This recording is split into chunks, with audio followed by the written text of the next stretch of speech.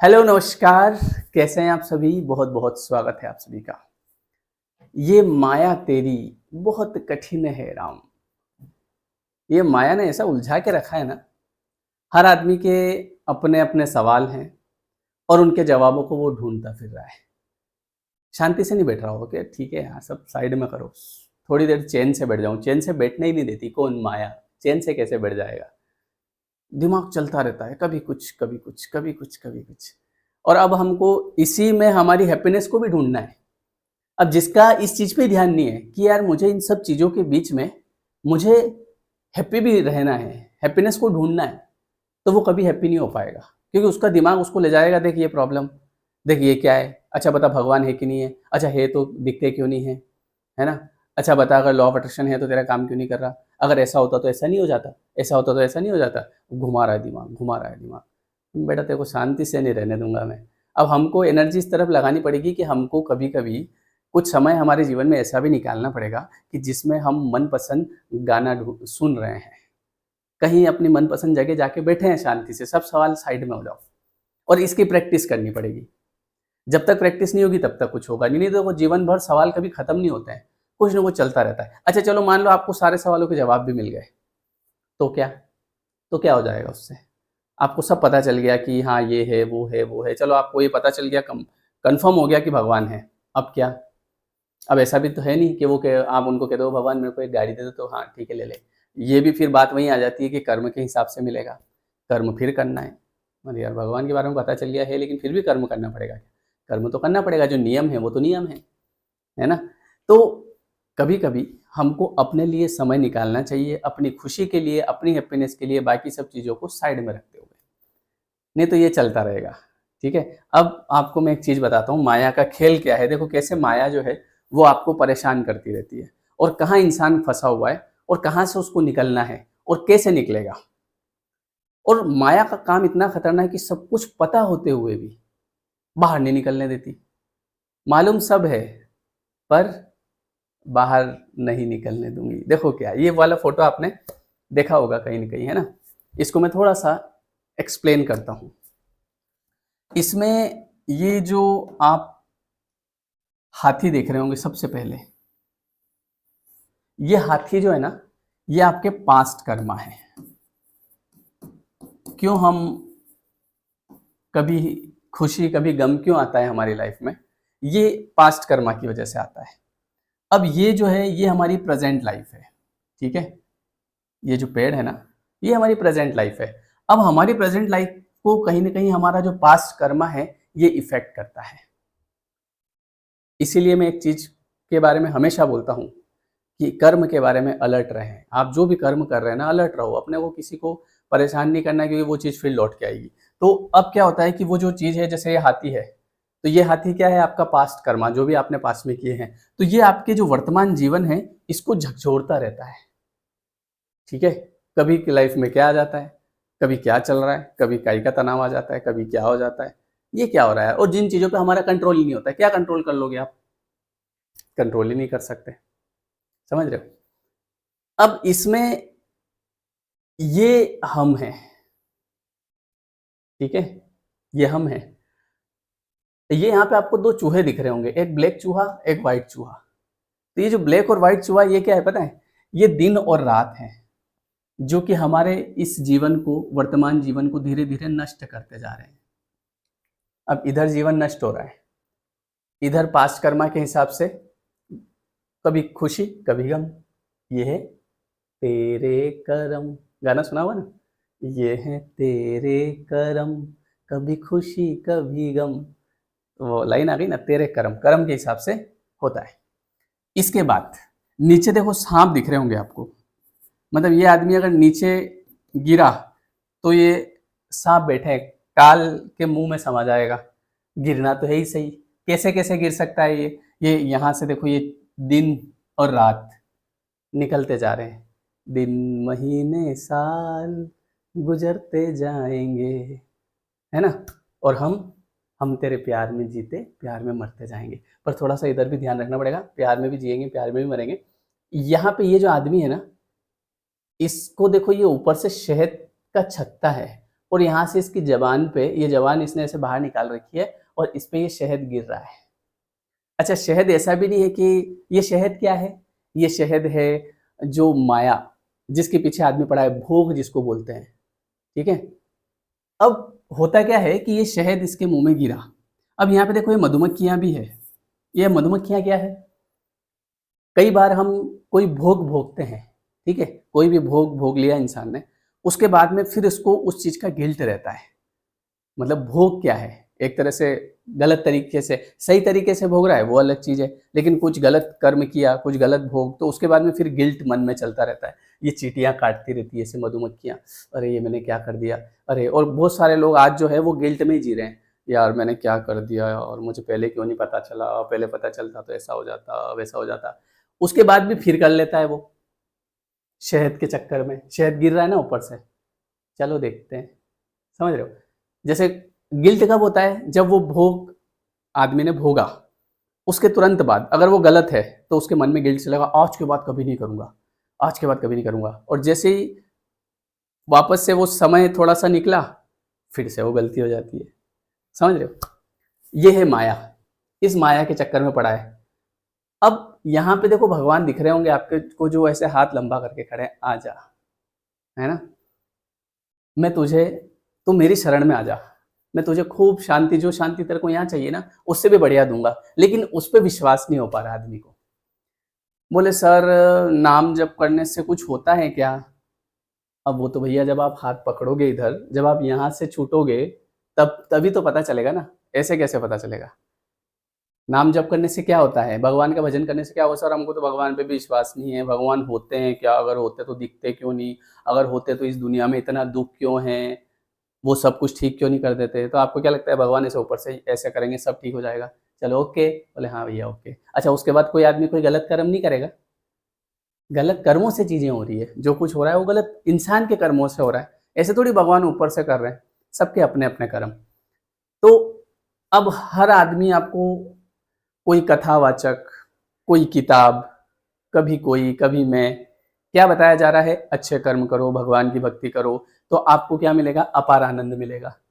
लेकिन क्या करें, ये जो अभी हमको ये रस जो है ये तो टपक ही रहा है, इसका स्वाद आ रहा है, तो इसका स्वाद आ रहा है ना, तो आदमी को मजा आ रहा है उसमें। उसको जो इस स्वाद से क्या मिल रहा है? जैसे रस टपका, ठीक है, जबान पे स्वाद आया, तो स्वाद के बाद क्या आया भैया? बोले मजा आया। मजा मतलब बोले आनंद आया। तो वो आनंद आपको इधर मिलेगा जिसमें इस भोग को भोगने की जरूरत नहीं पड़ेगी, और इससे बढ़िया आनंद मिलेगा। लेकिन वहां तक विश्वास नहीं बन पा रहा है, कैसे जाए? और कौन नहीं बनाने दे रहा विश्वास? ये माया, ये ऐसे ये रस की बूंदें गिराती जा रही है। जैसे ही मन करता है यार भगवान की भक्ति करने लग जाऊं, तुरंत टपक, अरे यार मजा आ रहा है, और एक दो बूंद और टपक जाए तो बढ़िया है। समझ रहे हो आप? तो ये जो माया है, तो मेरे हिसाब से पता है मेरा गणित क्या है?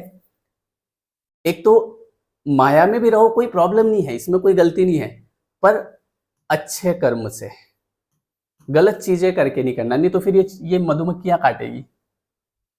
समझ रहे हो? और साथ ही साथ में भगवान का हाथ भी पकड़ लो, भजन कीर्तन भी करते रहो, नाम जाप भी करते रहो, ताकि दोनों का काम हो जाए। क्योंकि ऐसा भी नहीं है कि पूरी तरीके से आदमी उधर ही हो जाएगा अभी, है ना? दोनों काम करते रहो, इधर इसमें भी रहो, माया में भी रहो, कोई दिक्कत नहीं है, लेकिन साथ साथ में करते रहो। आप सोचोगे एक एक दिन बाद में कर लूंगा मैं, समय थोड़ी बचेगा, समय तो निकलता जा रहा है ना। ये देखो, ये चूहे कतर रहे हैं आपका समय। अब स्थिति क्या होगी अगर आपने इधर इधर का कुछ भी नहीं करा? देखो आप समझना बात को, मान लो आपने कभी भगवान का नाम ही नहीं लिया, कुछ नहीं किया, तो फाइनली क्या होगा? फाइनली ये पुराने कर्म या तो ये गिरा देंगे आपको पुराने कर्मों की वजह से, या अगर ये नहीं गिरा पाए मान लो, ठीक है, तो इधर ये रात दिन चल ही रहे हैं, चूहे काट ही रहे हैं। और फाइनली किसी भी केस में, ये तो सबको पता है कि आदमी को गिरना तो यही है, पर अगर वो हाथ पकड़ लेता है तो गिरने के साथ साथ में वो आनंद, अभी भी आनंद में। देखो क्या होता है, जब आदमी भगवान की तरफ जाता है, भक्ति करता है, तो उसमें क्या होता है ना, गलत चीज़ों को करने की इच्छाएं खत्म हो जाती है। वो अरे मुझे नहीं करना है, इच्छाएं अपने आप खत्म हो जाती है। बोले कोई दोस्त बोलता है चल क्लब चल के आते हैं, कैसी बात कर, मेरे को नहीं जाना, तू जा। अरे बहुत मजा आएगा, अरे तू जा भैया, मेरे को नहीं जाना। मतलब इच्छा ही नहीं होगी, उस दोस्त की इच्छा हो रही है, उसको लग रहा है क्लब में इंजॉय है, करेंगे। आपको एंजॉय नहीं होगा, आप वहाँ जाओगे ना तो आपका जी घबराएगा। आप देखोगे वहाँ पे लड़के लड़कियाँ डांस कर रहे हैं, हाथ घुमा रहे हैं, आपकी अंदर से काया जल जाएगी, अरे यार ये क्या लोग हैं यार, क्या है, क्या बुद्धि कहाँ जा रही है इनकी, ये ऐसा भाव होगा आपके अंदर। उन लोगों के अंदर नहीं है, क्योंकि वो अभी पूरे इसी में पड़े हुए हैं। लेकिन जो व्यक्ति इस तरफ ध्यान देता है, अपने आप उसका मन शुद्ध होने लगता है, वो अपने आप गलत कर्मों से छूट जाता है ना, विचार ही नहीं आएंगे आपको। और अदरवाइज तो जाना ही है, फिर नीचे तो वैसे भी जाना है, सबको ही जाना है, पर साथ साथ में भगवान बैठे हैं कि आ जा, नहीं आना है, मजा आ रहा है इधर। ये तो सबको पता है ना कि आखिरी में आदमी गिरेगा किसी भी तरीके से। तो अच्छे काम करो, सत्कर्म करो, ईमानदारी से चलो, ठीक है, भगवान का नाम जाप करते रहो, बुरे कर्म मत करो, तो इधर भी बढ़िया और फिर उधर भी बढ़िया हो जाएगा।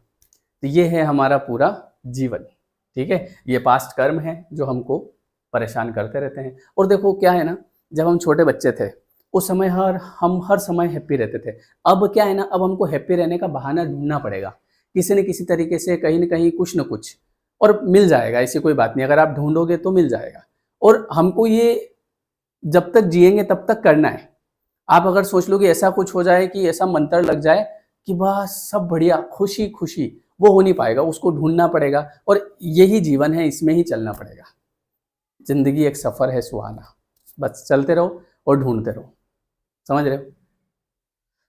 ऐसा है। बचपन में क्या था, बचपन में हमारे जो मन है उस पर बहुत सारी गलत गलत चीजें नहीं थी, बस मजे थे, तो बढ़िया लगता था। अब बहुत सारी चीजें ऐसी आ गई तो वो एकदम से हटती नहीं है, बार बार वो विचार आ जाता है, आदमी उधर चला जाता है।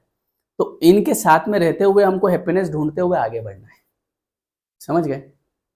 तो हो जाता है हर चीज, हर समस्या का समाधान है, ऐसी कोई समस्या नहीं है जिसका समाधान नहीं है। अभी जैसे मेरा क्लास चलता है, आप में से भी बहुत सारे लोग होंगे उसमें, रोज रात को 9 से 10, तो अभी उसको चलते चलते अभी 1 साल से ज़्यादा हो गया। तो कल मैं देख रहा था कि कौन कौन ऐसे हैं जो लोग जो 1 साल से लगातार उसको ज्वाइन कर रहे हैं। तो ऐसे बहुत सारे लोग हैं जिन्होंने फर्स्ट मंथ से ज्वाइन किया था, अभी तक उनका चल रहा है। तो मैंने एक को कॉल किया, मैंने उनको पूछा, मैंने कहा आप हर बार ज्वाइन करते हो, बातें तो वही रहती है, सब लॉ ऑफ अट्रैक्शन के बारे में बताता हूँ, कर्म के बारे में बताता हूँ। तो उन्होंने बोला कि सर मैं पहले काफ़ी साल से, 5-6 साल से डिप्रेशन की, एंग्जाइटी की दवाई ले रहा था रोज। क्लास जब मैंने शुरू करी तो अब रोज मैं उस 1 घंटे तक बात को सुनता हूँ। देखो इसमें पता है क्या रहता है, इसमें मेन बात सुनने का रहता है। जैसे अगर आपको ऐसा लग रहा है कि कोई ऐसी बात बता दो जिससे चीज ठीक हो जाए, बात सुनते रहो, अच्छा होगा, अच्छा होगा। जैसे हम अफर्मेशन देते हैं ना, I am positive, I am positive, I am wealthy, I am wealthy, इसको बोलते रहो, इसको बोलते रहो, बोलते बोलते बोलते वो सच हो जाएगा। तो उन्होंने कहा कि पहले मैं गोली दवाई लेता था, फिर आपकी बस कुछ नहीं करता हूँ, रात को 9 से 10 की जो क्लास है वो एक गोली है मेरे लिए, वो टेबलेट है। उसको लेके नींद भी बढ़िया आ जाती है, विचार भी बढ़िया रहते हैं, मन खुश रहता है, गोली दवाई बंद हो गई। बात समझ रहे हो। अब इसमें क्या होना, ये थेरेपी है एक तरह से, सुनना थेरेपी है। बस आप, अगर आपका एंग्जाइटी है, डिप्रेशन है, या आपको ओवर थिंकिंग होती है, नेगेटिव थॉट आते हैं, तो एक ही सॉल्यूशन है, जितना ज़्यादा आप सुनोगे, सत्संग हुआ, अच्छी बातें हुई, अच्छी किताबें पढ़ोगे, तो आपका धीरे धीरे सब चीज़ें खत्म हो जाएगी, गोली दवाई तक खत्म हो जाएगी। गोली दवाई क्या काम कर रही है, रोज आपको गोली लेके सो रहे हो, पर उससे बढ़िया है कि कुछ भी सुन के सो। तो उन्होंने ये बात बताई कि मेरी गोली दवाई खत्म हो गई, बस मैं रोज रात को 1 घंटा सुन लेता हूँ, उसके बाद सो जाता हूँ। तो अब इसकी प्रैक्टिस हो गई, रीप्रोग्रामिंग हो गई। अब मैं वही भूल गया कि मुझे कोई तनाव था या मैं गोली दवाई लेता था।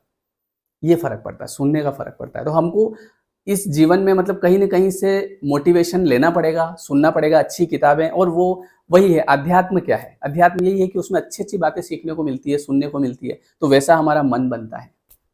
समझ रहे हो आप? ये बात है।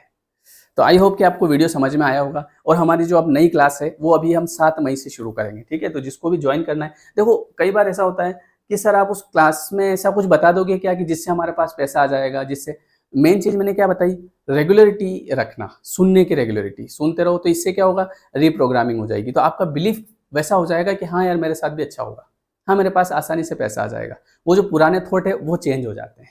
ये फ़र्क पड़ता है, क्लास का ये फ़र्क पड़ता है, रेगुलरिटी, रोज एक टाइम पे, फिक्स टाइम 9 से 10, ये है। और बाकी ऐसा नहीं है कि उसमें मैं आपको कोई ऐसा मंत्र बता दूंगा, ऐसी कोई टेक्निक जो मैंने यूट्यूब पे नहीं बताई जो वहां बता दूंगा, ऐसा भी नहीं है ना, सब वही है। लेकिन बात क्या होता है, बात रेगुलरिटी की होती है। आप धीरे धीरे आपकी माइंड की प्रोग्रामिंग हो जाती है, तो इसलिए हम उस क्लास को रेगुलर रन करते हैं, ठीक है, तो आप भी जरूर ज्वाइन कर सकते हैं। अभी हम नया स्टार्ट करेंगे 7 मई से, ठीक है, उसके लिए डिस्क्रिप्शन में लिंक है, आप ज्वाइन कर लेना। और ये लेयर 3 एजुकेशन का ऐप है, इसको आप डाउनलोड जरूर कर लेना, इस पे मिलेगा।